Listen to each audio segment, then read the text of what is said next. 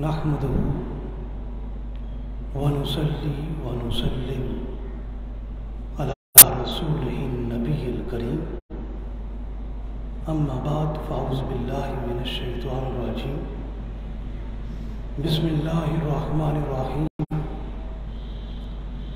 والذين جاهدوا فينا لنهدينهم سبلنا صدق اللہ العلی العظیم وصدق رسولہ النبی الکریم۔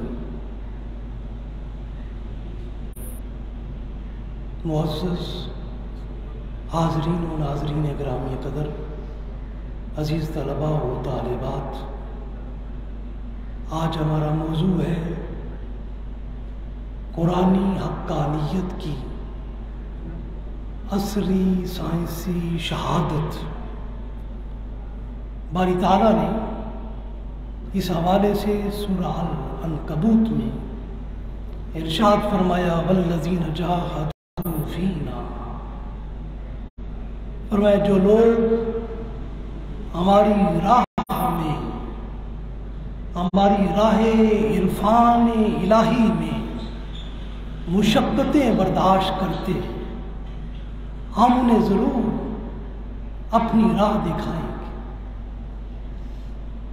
انسان اس کائنات میں اللہ کی سب سے اشرف اور افضل خلق ہے،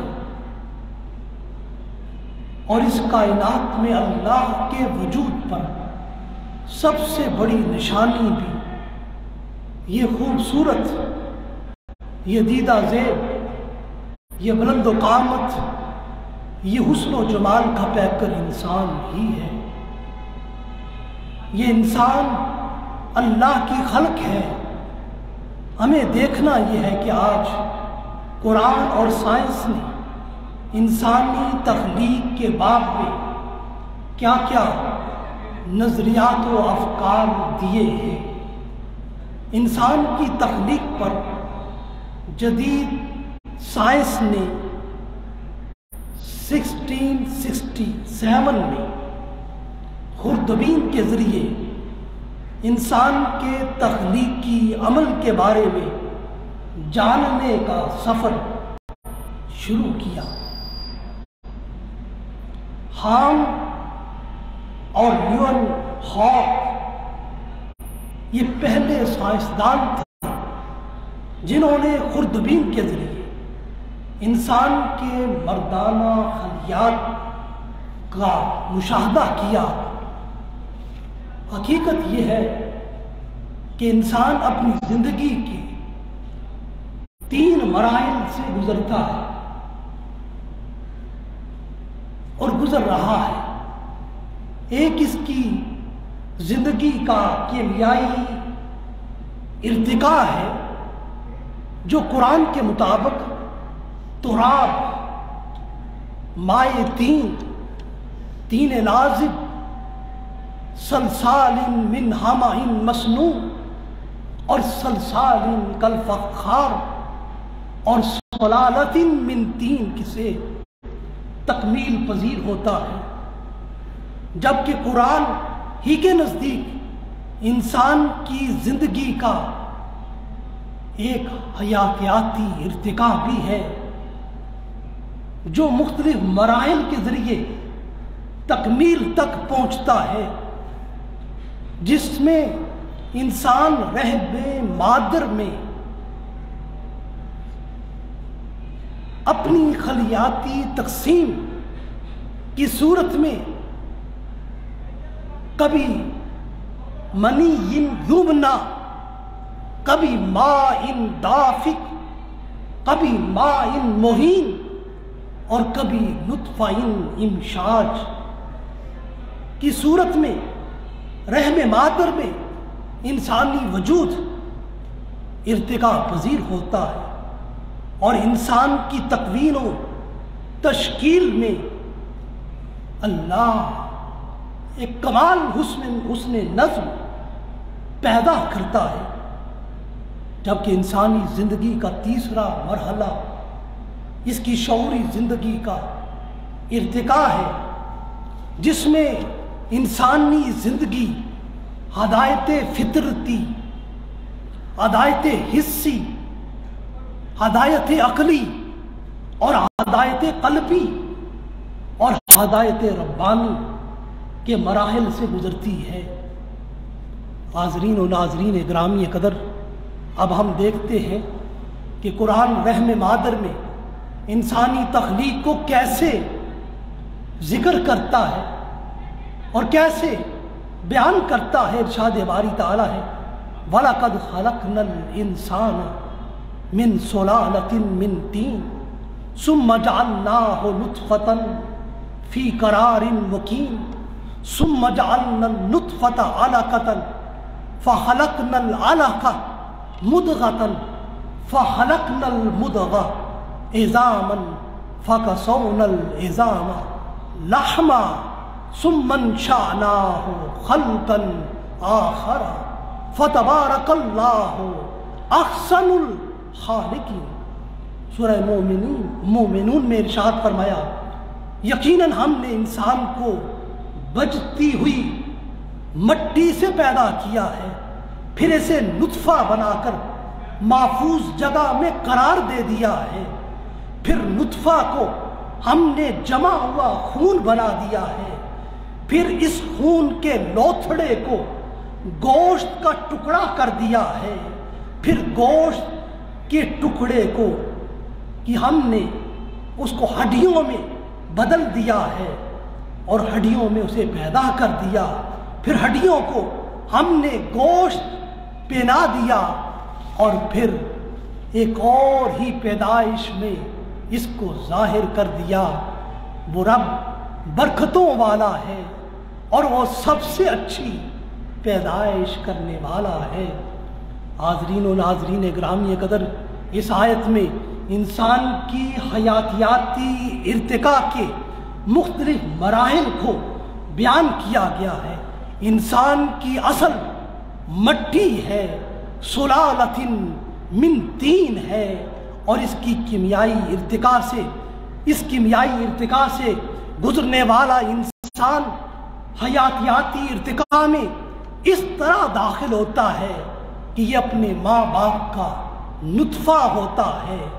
اس نطفے کو باری تعالیٰ ایک مقررہ وقت تک قرار مکین میں رکھتا ہے، پھر یہی نطفہ، یہی قطرہ آب ایک جمے ہوئے خون علاقہ میں بدل جاتا ہے، پھر انسانی تخلیق علاقہ کا زمانہ گزارنے کے بعد مدغہ، گوشت کے لوتھڑے اور گوشت کے ٹکڑے میں تبدیل ہو جاتی ہے، پھر انسانی تخلیق مدغہ میں اپنا وقت اور عرصہ مکمل کرنے کے بعد عظاماً ہڈیوں کے ڈھانچے میں بدل جاتی ہے۔ جب رحم مادر میں انسانی تخلیق اپنے عظاماً کے مراحل کو بھی اپنی میعاد میں مکمل کر لیتی ہے تو اب انسانی تخلیق کو اگلے مرحلے میں داخل کیا جاتا ہے۔ اس عظاماً انسان کے ہڈیوں کے ڈھانچے کو گوشت پہنا دیا جاتا ہے، لحمن کی صورت، لحمن کا لباس پہنا دیا جاتا ہے۔ اب یہ انسان رحم مادر میں اپنے اس مرحلے کی تکمیل میں بھی اپنی تخلیق کا لازمی وقت مکمل کرتا ہے۔ جو انسان رحم مادر میں اس آخری مرحلے کی بھی تکمیل کر لیتا ہے، اب یہ انسان خلق کامل بن کر اور قرآن کی زبان میں خلق آخر کی صورت میں دنیا میں اپنی ولادت کی سعادت حاصل کرتا ہے اور ولادت کے ظہور کی نعمت پاتا ہے۔ جب یہ انسان دنیا میں اپنی تخلیقی ظہور کا اعزاز پاتا ہے تو سب سے پہلے خود خدا اپنی تخلیق پر فخر کرتا ہے اور وہ اس کا اظہار یوں کرتا ہے قرآن میں فَتَبَارَكَ اللَّهُ أَحْسَنُ الْخَالِقِينَ۔ فرمایا وہ اللہ بڑی برکتوں والا ہے جو سب سے خوبصورت اور اعلیٰ تخلیق کرنے والا ہے۔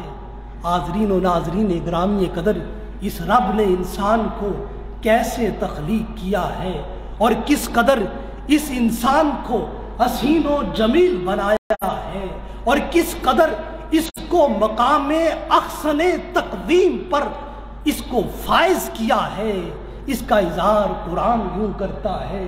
فرمایا لقد خلقنا الانسان فی احسن تقویم، بے شک یقیناً ہم نے انسان کو سب سے اچھی صورت میں پیدا کیا ہے۔ وہ رب انسان کی اتنی خوبصورت تخلیق پر اور اس کی ولادت پر گویا اس انسان کو مبارک دے رہا ہے کہ ہے انسان، ہم نے تم کو تمہاری تخلیق میں احسن بنایا ہے، اب تم اپنی حیات کو احسن بناؤ، اپنی زندگی کو اعلیٰ بناؤ۔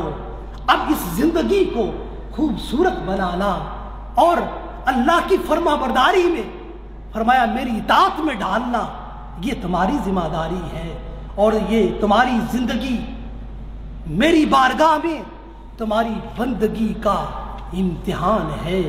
حاضرین و ناظرین گرامی قدر، ڈاکٹر کیتھ مور اپنی کتاب دی ڈیولپنگ ہیومن میں لکھتا ہے سائنسدانوں نے 15ویں صدی میں انسان کی تخلیق رحم مادر میں کیسے اور کس طرح ہوتی ہے اس پر غور و فکر شروع کر دیا تھا۔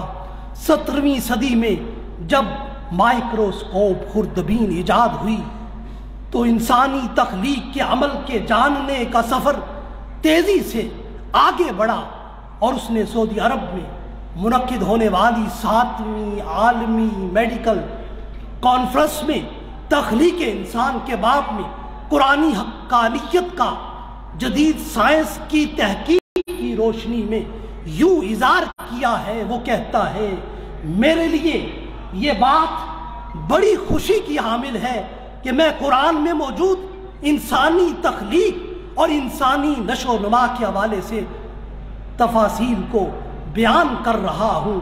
یہ بات مجھ پر واضح ہو گئی ہے کہ محمد صلی اللہ علیہ وآلہ وسلم کو آج سے 1400 سال قبل یہ ساری معلومات ان کے رب کی طرف سے ملی ہیں، اس لیے کہ سائنس نے آج سے کچھ تھوڑا عرصہ قبل ان حقائق کے تخلیق انسانی کو دریافت کیا ہے۔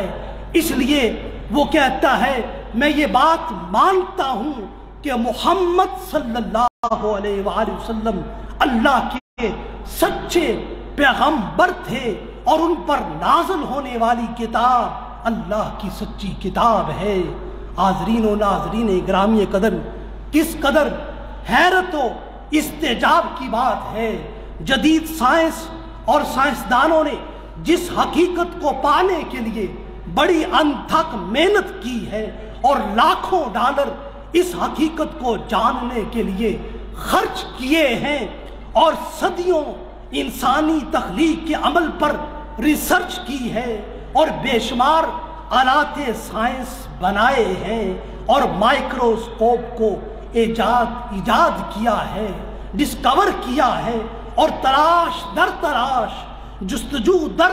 جستجو کے مسلسل عمل سے گزر کر جس حقیقت تخلیق انسانی کا انکشاف کیا ہے، قرآن اپنی چند آیات کے ذریعے اس حقیقت کو آج سے 1400 سال پہلے بیان کر چکا ہے۔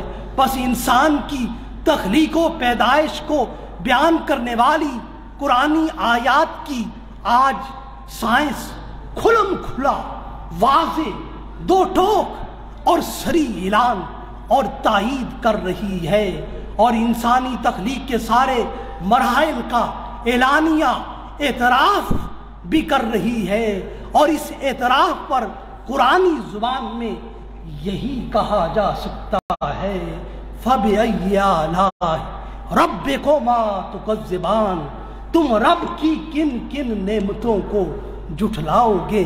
حاضرین و ناظرین گرامی قدر، آج جدید سائنس نے ایک اور کارہائے نمایاں یہ بھی سر انجام دیا ہے کہ آج کل الٹرا ساؤنڈ کے ذریعے حمل ٹھہرنے کے 6 ماہ بعد یہ معلوم کر لیا جاتا ہے کہ رحم مادر میں جنین لڑکا ہے یا لڑکی ہے۔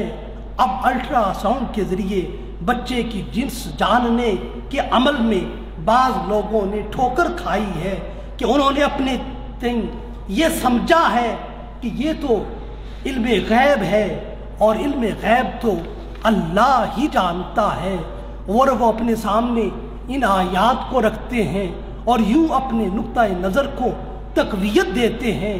ارشاد باری تعالیٰ ہے قل لا یعلم من فی السماوات والارض الغیب الا اللہ۔ سورہ نحل میں ارشاد فرمایا، آپ فرما دیجئے کہ جتنی بھی مخلوق آسمانوں میں اور زمین میں موجود ہے ان سے کوئی بھی غیب نہیں جانتا ہے سوائے اللہ کے۔ اسی طرح دوسرے مقام پر ارشاد فرمایا وَعِندَهُ مَفَاتِيحُ الْغَیْبِ لَا يَعْلَمُهَا إِلَّا هُوَ۔ سورہ الانعام میں غیب کی کنجیاں اللہ کے پاس ہیں اور اس کے سوا کوئی ان کو نہیں جانتا۔ اور اسی مضمون کو سورہ لقمان میں یوں بیان کیا ان اللہ عنده علم الساعة وينزل الغیث ويعلم ما في الارحام وما تدری نفس ماذا تکسب غدا وما تدری نفس بأي ارض تموت۔ سورہ لقمان میں فرمایا قیامت کا علم اللہ کے پاس ہے، وہی بارش کو برساتا ہے، وہ جانتا ہے کہ ماں کے پیٹ میں کیا ہے، اور وہ جانتا ہے کہ کل تم کیا کرو گے، اور کوئی نفس نہیں جانتا کہ وہ کس زمین پر وہ مرے گا۔ حاضرین و ناظرین گرامی قدر، اس آیہ کریمہ نے یہ واضح کیا ہے کہ وَيَعْلَمُ مَا فِي الْأَرْحَامِ، کہ وہ رب جانتا ہے کہ ماں کے پیٹ میں کیا ہے۔ آیت کریمہ کے ان کلمات نے اس حقیقت کو اجاگر کیا ہے کہ ماں کے پیٹ میں جنین لڑکا ہے یا لڑکی وہ جانتا ہے، مگر آیہ کریمہ میں انسان کے جاننے کی مطلقاً نفی نہیں کی گئی ہے۔ اسی طرح قرآن کی متعدد آیات یہ بیان کرتی ہیں کہ غیب کو اللہ کے سوا کوئی بھی نہیں جانتا ہے، مگر اس کے ساتھ ساتھ قرآن کی کچھ آیات یہ حقیقت بھی بیان کرتی ہیں کہ اللہ جسے چاہتا ہے اپنے غیب کا علم اس کو عطا کرتا ہے۔ ارشاد باری تعالیٰ ہے وَمَا كَانَ اللَّهُ لِيُطْلِعَكُمْ عَلَى الْغَيْبِ وَلَكِنَّ اللَّهَ يَجْتَبِي مِن رُّسُلِهِ مَن يَشَاءُ۔ سورہ آل عمران میں فرمایا اللہ کی یہ شان نہیں کہ عام لوگوں کو غیب کا علم دے، ہاں اللہ اپنے رسولوں میں سے جسے چن لیتا ہے۔ اسی طرح دوسرے مقام پر فرمایا عالم الغیب فلا یظہر علی غیبہ احدا الا من ارتضی من رسول۔ اللہ عالم الغیب ہے تو اپنے غیب پر کسی کو مسلط نہیں کرتا سوائے اپنے پسندیدہ رسولوں کے۔ اور رسول اللہ صلی اللہ علیہ وسلم کی شان میں یہ فرمایا وما ہوا علی الغیب بدانین۔ سورہ تکویر میں یہ نبی غیب کی باتیں بتانے میں بخیل نہیں ہے۔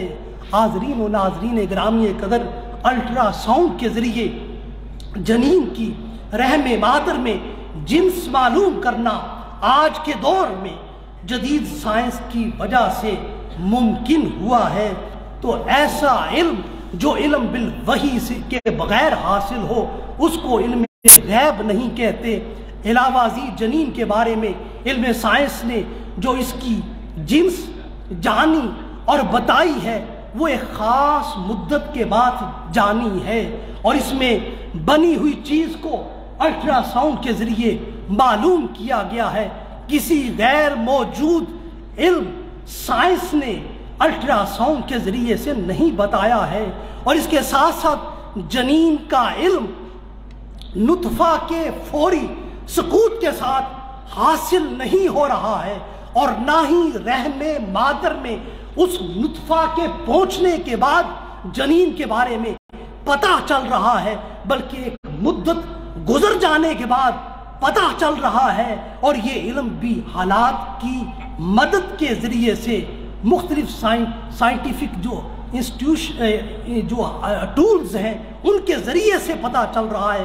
الٹرا ساؤنڈ سے اس جنین کی جنس کا علم بھی یقینی طور پر حاصل نہیں ہو رہا۔ کئی مرتبہ یہ علم اظہار کے بعد خطا کے مرحلے سے بھی گزر چکا ہے، اور اس کے ساتھ ساتھ جنین کے اچھے اور برے ہونے کا علم بھی الٹرا ساؤنڈ کے ذریعے سے حاصل نہیں ہو رہا۔ ان ساری تفصیلات کے بعد یہ حقیقت روز روشن کی طرح واضح ہو جاتی ہے کہ علم غیب کو اللہ ہی جانتا ہے، اور اپنے مقرب رسولوں میں سے جسے چاہتا ہے وہ اس علم سے آگاہ کرتا ہے۔ علم غیب تو یہ ہے کہ جب بچہ رحم مادر میں نہیں تھا تو باری تعالیٰ اس وقت بھی اس کی زندگی کے ایک ایک جزو کا علم رکھتا تھا۔ وہ امور جو سمع و بصر سے مدرک ہوں یا وحی و الہام سے معلوم ہو گئے ہوں یا معلومات و آلات اور علامات سے معلوم ہو گئے ہوں، وہ غیب ہرگز نہیں ہوتے۔ حاضرین و ناظرین گرامی قدر، آج جدید میڈیکل سائنس نے یہ بات بھی ثابت کی ہے کہ 6 ماہ بعد پیدا ہونے والا بچہ بھی زندہ رہ سکتا ہے اور زندہ رہ رہا ہے۔ اس تصور کو پہلے ناممکن جانا جاتا تھا۔ اگر شادی کے 6 ماہ بعد بچہ پیدا ہو جاتا تھا تو اس عمل کو طرح طرح کے اوہام اور ظنون کا سامنا کرنا پڑتا تھا، اور اس سے عورت کی عصمت کردار پر انگشت اعتراض بلند ہوتی تھی، اور اس عورت کو تقدیس کی بجائے تفسیق کی نگاہوں سے دیکھا جاتا تھا۔ آج جدید سائنس نے یہ ثابت کر دیا ہے کہ ماں کے پیٹ میں بچے کی پیدائش کی تکمیل 9 ماہ کی بجائے 6 ماہ میں بھی ممکن ہے، اور یہ عمل 6 ماہ میں بھی بچے کی پیدائش کی تکمیل کا ہو سکتا ہے۔ قرآن اس حقیقت کو 1400 سال پہلے بیان کر چکا ہے۔ صحابہ اکرام بھی اپنے زمانے میں ایسے نادر واقعہ کی تصدیق کر چکے ہیں۔ قرآن بیان کرتا ہے وَوَصَّيْنَا الْإِنسَانَ بِوَالِدَيْهِ حَمَلَتْهُ أُمُّهُ وَهْنًا عَلَى وَهْنٍ وَفِصَالُهُ فِي عَامَيْنِ، ہم نے انسان کو والدین کے ساتھ نیک سلوک کا حکم دیا ہے، اور اس کی ماں نے کمزوری پر کمزوری برداشت کر کے اس کو اپنے پیٹ میں رکھا ہے، اور اس کے دودھ چھڑانے کا زمانہ 2 سال ہے۔ اسی طرح دوسرے مقام پر ارشاد فرمایا وَوَصَّيْنَا الْإِنسَانَ بِوَالِدَيْهِ إِحْسَانًا حَمَلَتْهُ أُمُّهُ كُرْهًا وَوَضَعَتْهُ كُرْهًا وَحَمْلُهُ وَفِصَالُهُ 30 شهرًا۔ سورہ الاحقاف میں فرمایا ہم نے انسان کو والدین کے ساتھ نیک سلوک کرنے کا حکم دیا ہے۔ اس کی ماں نے اس کو تکلیف برداشت کر کے اپنے پیٹ میں رکھا ہے، اور تکلیف برداشت کر کے اسے جنا ہے۔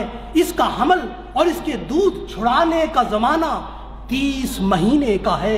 اسی طرح بچے کو دودھ پلانے کی مدت 2 سال قرار دیتے ہوئے قرآن بیان کرتا ہے وَالْوَالِدَاتُ يُرْضِعْنَ أَوْلَادَهُنَّ حَوْلَيْنِ كَامِلَيْنِ لِمَنْ أَرَادَ أَنْ يُتِمَّ الرِّضَاعَةَ۔ سورہ البقرہ میں فرمایا مائیں اپنے بچوں کو 2 سال تک دودھ پلاتی رہیں۔ یہ حکم ان کے لیے ہے جو دودھ پلانے کی مدت پوری کرنا چاہیں۔ حاضرین و ناظرین گرامی قدر، جب ہم ان آیات پر غور و فکر کرتے ہیں تو یہ حقیقت ہمارے سامنے آتی ہے کہ بچے کے حمل اور دودھ چھڑانے کا کل زمانہ 30 مہینوں پر مشتمل ہے۔ سورہ بقرہ والی آیت نے واضح کر دیا اس میں 2 سال کا عرصہ 24 ماہ وَالْوَالِدَاتُ يُرْضِعْنَ أَوْلَادَهُنَّ حَوْلَيْنِ كَامِلَيْنِ، بچے کو دودھ پلانے کا وہ 24 مہینے کا زمانہ ہے۔ یوں کل 30 مہینوں میں سے 24 مہینے دودھ پلانے کے ہو گئے، اب بقیہ 6 ماہ رہ جاتے ہیں، جس سے یہ بات قرآن ثابت کر رہا ہے کہ حملے جنین کا کم از کم عرصہ 6 ماہ کا بھی ہے، تو اس بنا پر 6 ماہ کا بچہ کرینے اور بغیر ثبوت کے اپنے باپ ہی کی طرف منسوب ہوگا۔ اس حوالے سے یہ واقعہ بھی اس مسئلے کی تائید کرتا ہے۔ حضرت معمر بن عبداللہ جہینی بیان کرتے ہیں، ہمارے قبیلے کے ایک شخص نے ایک عورت سے نکاح کیا، 6 مہینے پورا ہونے کے بعد بچہ پیدا ہو گیا۔ اس کے شوہر نے امیر المومنین حضرت عثمان غنی سے اس معاملے کا ذکر کیا۔ آپ نے اس عورت کو اپنے دربار میں بلا بھیجا اور اس خبر کو سن کر اس عورت کی بہن رونے لگی، گریہ ازاری کرنے لگی۔ تو اس کی بہن نے کہا، تم کیوں روتی ہو؟ اللہ کی قسم میں اپنے شوہر کے علاوہ کسی سے بھی نہیں ملی ہوں، میں نے کبھی بھی گناہ کا سوچا بھی نہیں ہے، تصور بھی نہیں کیا۔ دیکھو اللہ میرے ساتھ کیا فیصلہ کرتا ہے۔ جب وہ حضرت عثمان غنی رضی اللہ تعالیٰ عنہ کے پاس آئیں تو آپ نے اس کو سنسار کرنے کا حکم دے دیا۔ جب یہ بات حضرت علی المرتضیٰ باب العلم کو معلوم ہوئی تو آپ نے امیر المومنین سے اس معاملے میں سوال کیا اور حد کے نفاذ کی وجہ پوچھی۔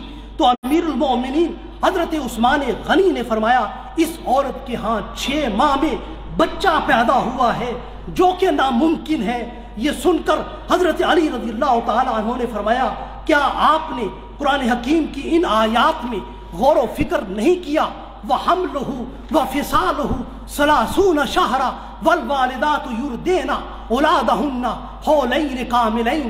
پس مدت حمل اور مدت دودھ پلائی کل 30 مہینے ہیں، جس میں سے 24 مہینے دودھ پلائی کے ہیں، جبکہ بقیہ 6 ماہ حملے ولادت کے ہیں۔ یوں یہ بچہ 6 ماہ کا اسی عورت کا ہے، اس پر زنا کا الزام بے جواز ہے اور یہ پاک دامن عورت ہے۔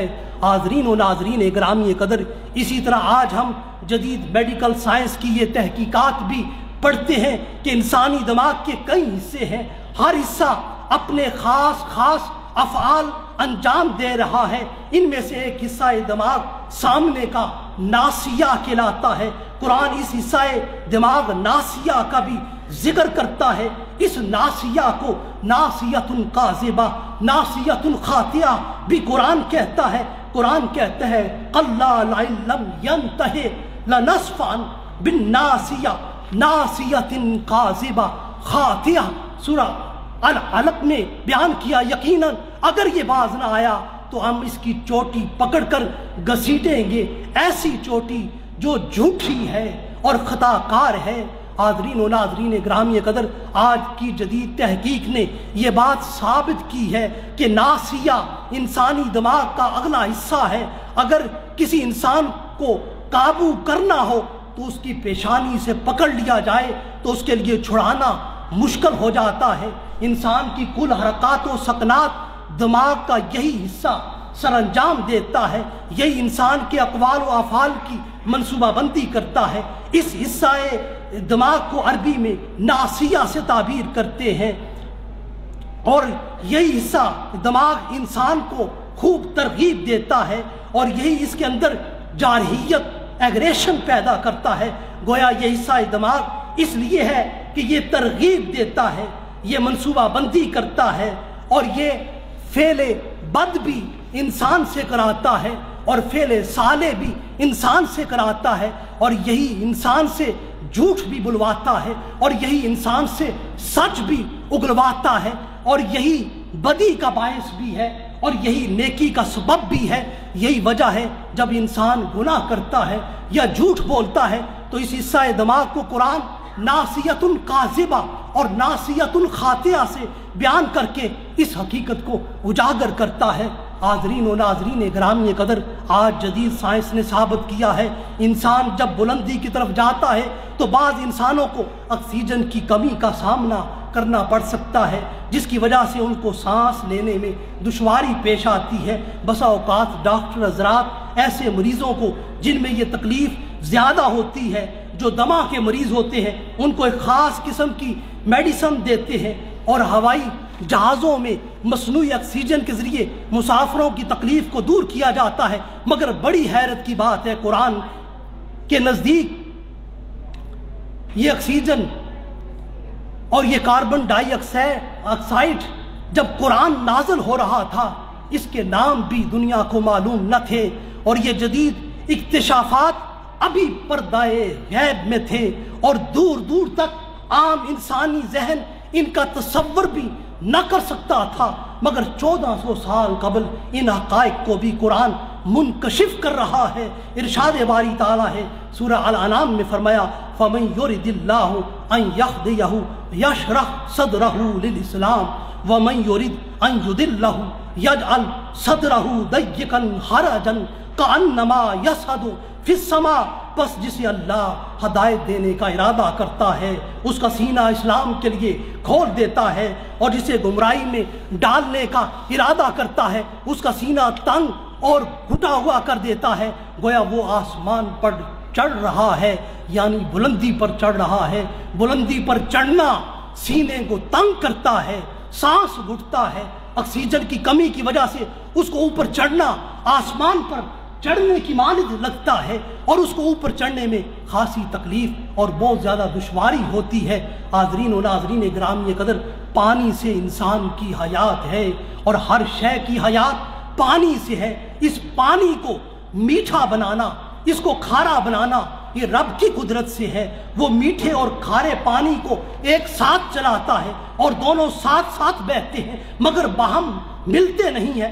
آج جدید سائنس نے یہ بات ثابت کی ہے، جہاں دو سمندر ملتے ہیں ان کے درمیان ایک آڑ ہوتی ہے، ایک روک، ایک بیریئر ہوتا ہے۔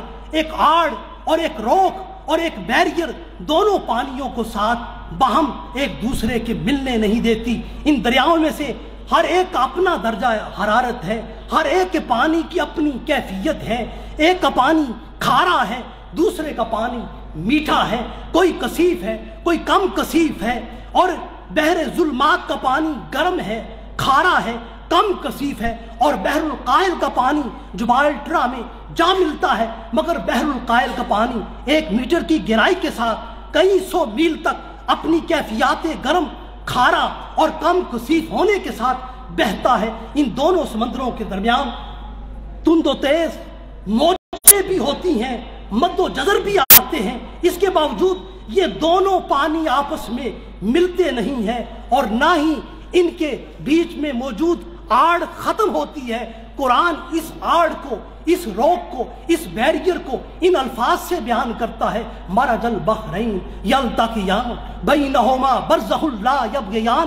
اس پروردگار نے 2 سمندر بہائے ہیں جو دیکھنے میں ملے ہوئے معلوم ہوتے ہیں، مگر ان دونوں کے بیچ ایک روک، ایک پردہ ہے جس کی وجہ سے یہ ایک دوسرے پر چڑھ نہیں سکتے۔ اللہ رب العزت کتنی عظیم قوت کا مالک ہے، اور اس کی کتنی تعجب انگیز طاقت ہے، اور کتنی ایمان افروز اس کی پانی پر حاکمیت ہے کہ دونوں سمندروں کے درمیان کوئی زمینی رکاوٹ نہیں ہے، کوئی بند نہیں ہے، کوئی دیوار نہیں ہے، کوئی ظاہری تقسیم نہیں ہے، دونوں برابر رواں دواں ہیں، باہم اکٹھے بہ رہے ہیں، دونوں میں موجیں بھی ہیں، مد و جزر بھی ہیں، طغیانی بھی ہے، طوفان بھی ہے، اور موجوں کا بے قابو ہونا بھی ہے، مگر ایک حکم الہی ہے، اس کے تحت یہ مسلسل رواں دواں ہے، کوئی اپنی حد سے تجاوز نہیں کرتا، کوئی دوسرے کی حدود میں مداخلت نہیں کرتا، کوئی مقررہ حد کی خلاف ورزی نہیں کرتا۔ اللہ کا حکم ان دونوں پر جاری و ساری ہے۔ بینہما برزخ لا یبغیان۔ آج سائنسدانوں نے بڑی محنت و مشقت کی ہے، اور سال ہا سال کی تحقیق کی ہے، اور جدید ٹیکنالوجی سے بھرپور مدد لی ہے، اور بے حساب ذرے کثیر خرچ کیا ہے، تب یہ بات معلوم کی ہے ان دونوں سمندروں کے درمیان ایک بیریئر ہے، ایک آڑ ہے، جس کو قرآن 1400 سال قبل برزخ لا یبغیان کے الفاظ کے ساتھ واضح کر رہا تھا۔ ایک چھوٹی سی آیت نے اتنی بڑی حقیقت کو اور تحقیق کو اتنے فصیح و بلیغ اور اتنے انتہائی قابل فہم انداز میں انسانیت پر واضح کر دیا تھا کہ اللہ کی یہ نشانی دیکھو، یہ 2 سمندر مختلف پانی کی कैफियत रखने वाले बाहम बह रहे हैं, लेकिन इनका पानी उस आड़ की वजह से, उस हुक्म की वजह से बाहम मिलता नहीं है। वो आड़ क्या है? कुरान ने उसको अल्लाह के हुक्म से ताबीर किया है। तो हाज़रीन ग्रामी कदर, इस हकीकत को देखकर भी इंसान बेख्तियार अपनी ज़बान पर यही लाता है, फ़बिअय्यि आलाइ रब्बिकुमा तुकज़्ज़िबान। हाज़रीन और नाज़रीन ग्रामी कदर, मैं खुलासा कलाम की तरफ बढ़ते हुए अर्ज़ करूँ, आज साइंसदान ये बात मुनकशिफ कर रहे हैं कि इस कायनात में हर चीज़ जोड़ा जोड़ा है। इंसानों में मर्द और औरत की सूरत में जोड़ा बनाया गया है, जानदारों में इसी तरह मेल और फीमेल के जोड़े बनाए गए हैं, नबातात में भी इसी तरह जोड़े बनाए गए हैं। हर चीज़ में एक नर है और एक मादा है। साइंस ने ये बात आज से कई अशरों कबल ये दरियाफ्त की है, जबकि कुरान 1400 साल कबल ये खबर दे रहा है, सुब्हानल्लज़ी खलक़ल अज़वाज कुल्लहा मिम्मा तुंबितुल अर्दु व मिन अनफुसिहिम व मिम्मा ला यअलमून। पाक है वो ज़ात जिसने जुमला अक़साम के जोड़े पैदा किए हैं, खा वो ज़मीन के नबातात में से हों या खुद इनकी अपनी जिन्स नौहे इंसान में से हों या उन अशिया में से वो जोड़े हों जिनको अभी ये जानते भी नहीं हैं। इसी तरह दूसरे मकाम पर इरशाद फरमाया, फ़अनबतना फ़ीहा मिन कुल्लि ज़ौजिन करीम। बस हमने ज़मीन में पौधों और नबातात के अच्छे जोड़े बनाए हैं। और इसी हकीकत को कुरान यूं भी बयान करता है, वमिन कुल्लि समरात जअला फ़ीहा ज़ौजैन इस्नैन। और उसी अल्लाह ने हर किस्म के फलों के जोड़े पैदा किए हैं। हाज़रीन और नाज़रीन ग्रामी कदर, आज साइंसदानों ने इस हकीकत का इतराफ़ कर लिया है कि तमाम पौधों में भी नर भी हैं, मादा भी हैं। पौधों में जो नर हैं वो ज़र्रात की सूरत में होते हैं। अगर ये ज़र्रात मादे पर जो है मादे तक पहुँच सके तो इस पर वो बीज और फल उगते हैं, वगरना ना बीज और ना ही फल और ना ही फूल वह उस पर उगते नहीं हैं। कुदरत इन ज़र्रात को मादा फूल तक पहुँचाने के लिए कई तरीके इस्तेमाल करती है। बाज़ पौधों में नर और मादा फूल करीब करीब होते हैं। जब हवा चलती है या बौरों के बैठने से शाखें हिलती हैं तो ये फूलन मादा फूल पर गिर जाती है। और जब ये नर और मादा फूल बाहम दूर दूर होते हैं तो फिर कुदरत ये काम हवाओं के जरिए लेती है। हवा के जरिए दूर जगहों तक ये फूलन, ये मादा फूल तक पहुंच जाता है। इसी तरह भंवरे जब नर फूल पर बैठते हैं तो ये फूलन मादा पर गिर जाता है, जिससे मादा फूल समर आवर हो जाता है और दूर दराज मकामात तक मादा फूलों तक ये फूलन की तरसील और भी ज़राए हैं। मसलन पानी के ज़रिए, कीड़े मकोड़ों के ज़रिए, जानदारों की नकलो हरकत के ज़रिए इनकी तरसील को मादा तक पहुँचाया जाता है। इस तरसील में हवाओं से ज़्यादा काम लिया जाता है। इसलिए बारी ताला ने कुरान में बयान किया है कि हमने हवा को हमर आवर, बार आवर बनाया है। वो अर्सलना रियाहा लवाकिहा, हमने इस हवा को बार आवर बनाया है। अल्लामा इब्न कसीर इस आया करीमा की तफसीर में बयान करते हैं कि हमने हवाएं चलाकर बादलों को पानी से बोझल किया है, फिर इन बादलों से पानी बरसाते हैं, फिर इन्हीं हवाओं को चलाकर हम पौधों और दरख्तों को बाहर आवर करते हैं और उनके पत्ते निकालते हैं, उनकी कोंपनें फूटने लगती हैं। बारी ताला ने यहाँ हवा के सीगे अर्रियाह को हालते जमा में जिक्र किया है। ये सिर्फ एक हवा नहीं है बल्कि ये हवाएं होती हैं। हवाओं की कसरत नतीजा खेज होती है और ये बारदार हवाएं पानी बादलों की सूरत में उठाती हैं और बारिश बरसाती हैं। कुछ हवाएं जमीन की पैदावार में कुव्वत पैदा करती हैं, कभी हवाएं बादलों को इधर उधर करती हैं, कभी हवाएं बादलों को जमा करके इनको तह बतह करती हैं, और कभी हवाएं वो है जो बादलों को पानी से बोझल करती हैं। कुछ हवाएं दरख्तों को फलदार बनाती हैं। हवाओं के इन सारे अमूर को कुरान इंतहाई जामे और फसी और बहुत ही बलीग व अबलग अंदाज में यूं बयान करता है, वारसलना रियाहा लवाकिहा, हमने बादलों को बारावर करने वाली हवाएं भेजी हैं। हाज़रीन व नाज़रीन ग्रामी कदर, ये कायनात हर दम हर लहजा रब की अजीम निशानी बनकर इंसान पर حقائق کا انکشاف کر رہی ہے۔ انسان دیکھتا ہے اس کائنات میں مکڑی کا بچہ ہے، وہ بغیر کسی کے سکھائے کیسے جالا بن لیتا ہے۔ شہد کی مکھی ہے، کیسے وہ چھتا بنا لیتی ہے۔ بطخ کا بچہ ہے، کون ہے جو اسے پہلی مرتبہ غوطہ لگانا سکھاتا ہے۔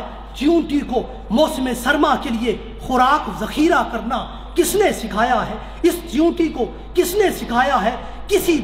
کسی دانے کو بھی دو حصوں میں کاٹا جائے تو وہ اگتا نہیں ہے، مگر دنیا کا دانہ ایسا دانہ ہے، اس کو دو حصوں میں بھی کاٹ دیا جائے تو پھر بھی یہ اگاتا ہے، مگر یہ چیونٹی اس دنیا کے دانے کو اس کو دو مرتبہ اس دانے کو 4 حصوں میں کاٹ دیتی ہے، اور اس طریقے سے وہ دنیا کا دانہ اگتا نہیں ہے۔ یہ راز اس چیونٹی کو کس نے سمجھایا ہے کہ وہ اس کو جب وہ کاٹ دیتی ہے تو بالکل وہ بے فائدہ ہو جاتا ہے۔ اسی طرح اسی چیونٹی پر کس ذات نے یہ منکشف کیا ہے؟ یہ ساری حقیقتیں حاضرین و ناظرین گرامی قدر، ان ساری باتوں کا جواب قرآن فرعون اور حضرت موسیٰ علیہ السلام کے مابین ہونے والے مکالمے میں دیتا ہے۔ جب فرعون نے سوال کیا حضرت موسیٰ اور ہارون علیہ السلام سے کہ تمہارا رب کون ہے؟ من ربکما یا موسیٰ؟ تو اس پر حضرت موسیٰ علیہ السلام نے جواب دیا، ربنا الذی اعطی کل شیء خلقہ ثم ہدی، ہمارا رب وہی ہے جس نے ہر چیز کو ایک خاص شکل و صورت میں پیدا کیا ہے، پھر اس کو راہ سمجھا دی ہے۔ اس آیا کریمہ خلقہ ثم ہدی کے نظارے ہم آج بھی اس کائنات میں ہر چیز میں دیکھتے ہیں۔ ہر چیز پیدا ہوتی ہی ثم ہدی کے فطرتی نظام پر اپنی تخلیق کے مطابق کام کر رہی ہوتی ہے۔ مرغی کا بچہ انڈے کے کھول سے باہر آتے ہی دانے چگنے لگتا ہے، ماں کی آواز پر اس کی طرف دوڑتا ہوا جاتا ہے۔ چیل کوے کے خطرے کو بانپ کر ماں کی آواز پر جاتی ہے، اور اسی طرح سارے نوزائیدہ بچے اس کے پاس اکٹھے ہو جاتے ہیں۔ انسان کا شیرخوار بچہ ماں کی چھاتی سے لگ کر سامان زیست حاصل کرتا ہے۔ پانی کے جانور پہلے ہی دن تیرنے لگتے ہیں۔ یہ سب کچھ خلقہ ثم ہدی کے عملی مظاہر ہیں۔ تمام حیوانات انسان کی طرح اپنے بچوں کی فطرتی حفاظت کرتے ہیں۔ بلی اپنے بچوں کو خطرے کی صورت میں دانتوں سے پکڑتی ہے، مگر دانتوں سے اس طرح پکڑتی ہے کہ ان بچوں کو کوئی تکلیف نہیں ہوتی، کوئی زخم نہیں آتا۔ یہ سارے ثم ہدی کے فطرتی نظارے ہیں۔ پرندوں میں تیرنے کی جبلت نہیں ہے، اس لیے وہ پانی پر نہیں تیرتے جبکہ وہ اس میں غوطہ لگاتے ہیں۔ اس کے برعکس بطخ کی جبلت میں اڑنا نہیں، اس لیے وہ تیرتی ہے، اور کوئی اس کو اگر اڑنا سکھانا چاہے تو وہ سیکھ نہیں سکتی۔ اسی طرح شہد کی مکھی اس میں رس چوس کر شہد کو جمع کرنے کی پیدائشی اور فطرتی صلاحیت ہے۔ یہ کام کوئی اور اشراط الارض میں سے نہیں کر سکتا، اور اس کے ساتھ ساتھ اس شہد کی مکھی میں چھتا بنانے کی صلاحیت اور جبلت بھی ہے جو کسی اور میں نہیں۔ یہ سارے کے سارے اس کائنات کے مظاہر ہیں، ایک سے ایک بڑھ کر ہے۔ ہر کوئی زبان حال سے پکار کر آیت من آیات اللہ کی نشانیوں میں سے ایک زندہ و جاوید نشانی ہونے کی گواہی دے رہا ہے۔ اس کائنات کی بے پناہ کہکشاؤں، اس کی لامحدود نظاموں اور اس کے بے شمار تخلیقوں اور اس کی بے حساب جہتوں اور اس کی حیرت انگیز وسعتوں کی شہادت اس کائنات کا ذرہ ذرہ یوں دے رہا ہے، جس کی طرف اقبال نے یوں اشارہ کیا ہے، یہ کائنات ابھی نہ تمام ہے شاید، یہ کائنات ابھی نہ تمام ہے شاید، کہ آ رہی ہے دمادم صدائے کن فیکون، کہ آ رہی ہے دمادم صدائے کن فیکون۔ وآخر دعوانا ان الحمدللہ۔